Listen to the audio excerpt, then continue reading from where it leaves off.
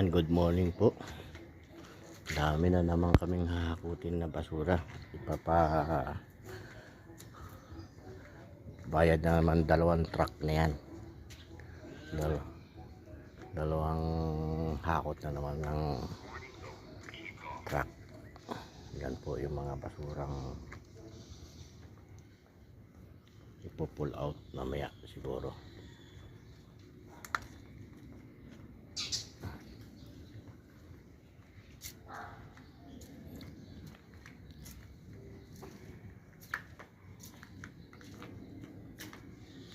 Yan, dito tayo sa loob.